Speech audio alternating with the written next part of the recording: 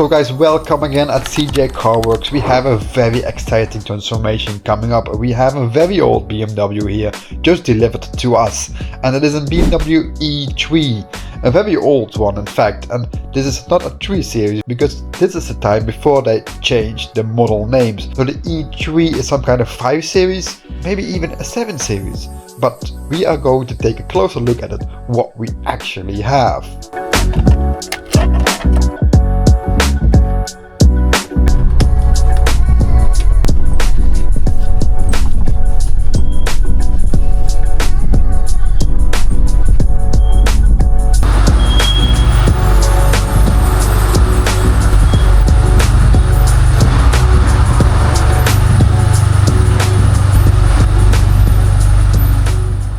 So I'm going to start detailing this beautiful BMW E3, and we're going to transform the engine bay, which we're going to start with, and then also we're going to completely detail and treat the leather inside as well.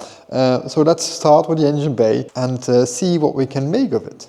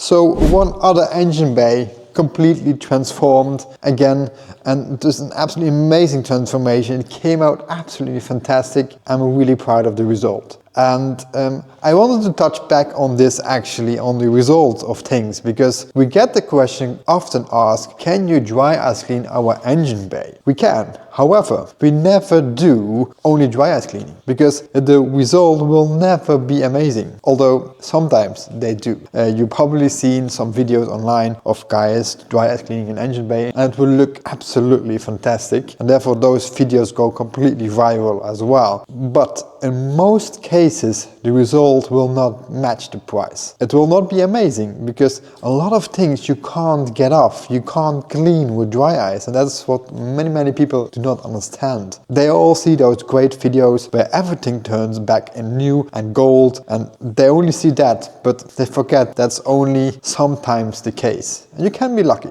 but in most cases you could say it is not, because one great example is this intake over here, this aluminium intake. When dry ice cleaning an intake, whatever intake it is, it will look a lot cleaner. However, in this case, we also have completely sanded it with acid and then protected it with a wax with a beige tint to it to get the OEM finish. And then the complete package looks absolutely amazing. And then the end result looks much better. You won't get it completely like new with dry ice. Only when the wax is still on and it's completely protected since the factory, and then only it will turn out completely like new. And that's probably what you have seen in those videos. And sometimes it actually happens. So we only sell complete packages, a complete transformation for your engine bay. So there's a lot of extra detailing by hand with chemicals, with a lot of washes, with a lot of a million little things, with spot repairs as well. And also, very important, a new wax, because the whole reason why this engine bay still is in this condition is the protection. So we always put new protection back on, and then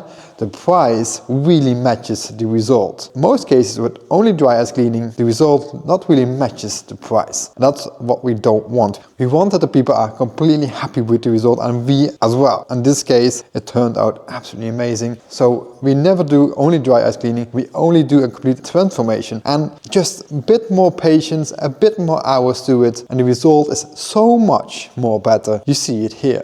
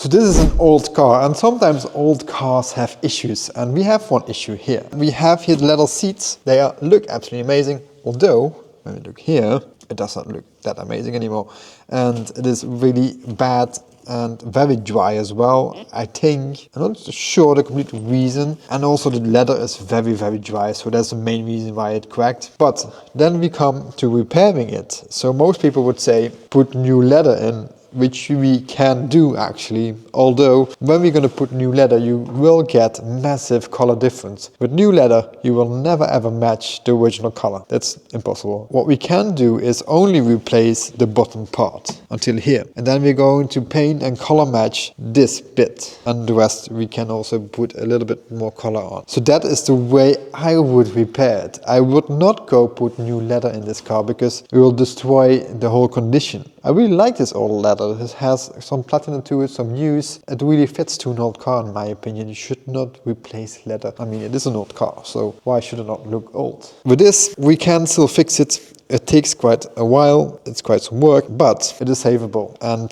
that's most important. So never always immediately go put new leather in, what actually a lot of people do. And the same with paint. When they have some damages, they completely paint a car. That not always will be better for a car, and that's with leather as well. So you can partially replace it and then color match the new part. Otherwise, you have to replace the whole interior, or it does not look that amazing. So that's what I want to say about repairing leather.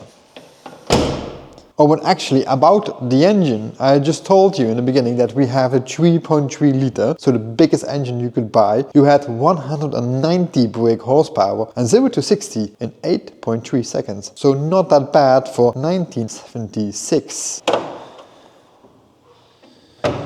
And as you can see, we have a stunning blue metallic color of BMW with nice alloy wheels, and very important, we have a beautiful brown leather interior, absolutely top luxury. I think you should be very rich to buy this one in 1976. So the brown leather we completely cleaned, and also make sure that it is a bit more softer now. We treat it with oil as well. We have not the option of electric windows. I don't know if the option was for the back, but I'm pretty sure the option was for the front. You could choose electric windows already back then. Obviously we have an ashtray, very important for the 70s. And then we go further to check what we else have in this car. And again, if you had electric seats, you could have that up here, the buttons. but now we have the budget option, but then it will not brake. And then we see this car has an automatic gearbox. You see here, normally you have the PR, and they have not the D and also not the N, because the N is O and the D is A for automatic. A bit strange, you have to use to that, but then they decided that was the better name for it, I guess. Then something very interesting as well. I found an original booklet of this car. Then I discovered this car actually has air conditioning. So this bit is for the air conditioning. There you have the original radio still, and this is something I want to touch back on. We have a Blaupunkt radio, but we have also this here, and we have this.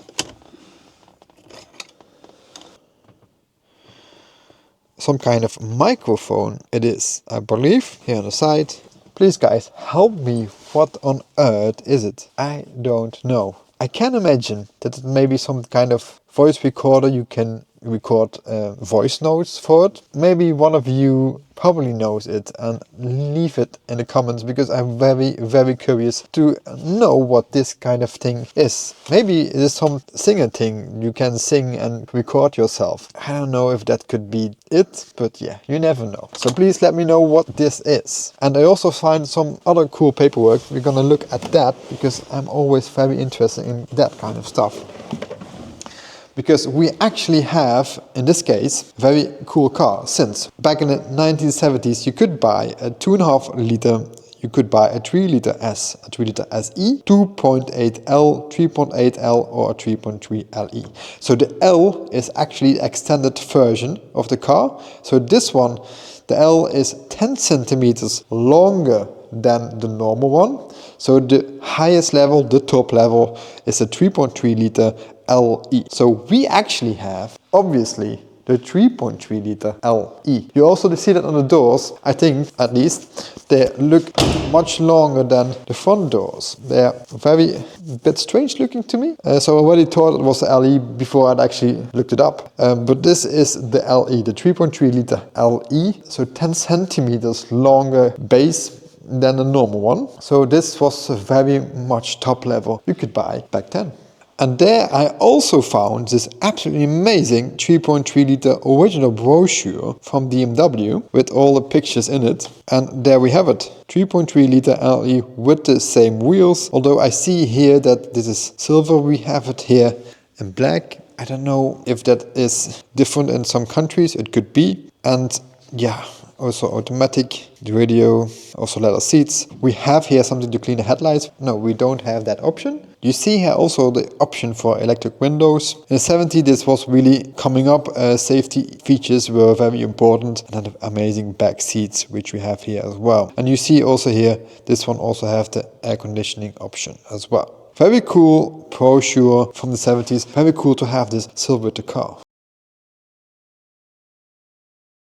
So before this car, in the early 70s and the 60s as well, BMW was not doing that great actually. They were not selling that many cars. Actually Mercedes wanted to buy them, they actually asked for that I believe, and they had quite a struggle, but this is a car that they wanted to involve. Compared to Mercedes, it was more like luxury, and still is actually. And you also notice that while driving this car, it feels very sporty and fast. It feels really cool. It's a really sporty car, and that makes the car actually quite unique, for example, compared with a Mercedes of the same year. So that makes the car very cool, a very amazing noise, so a very sporty driving car.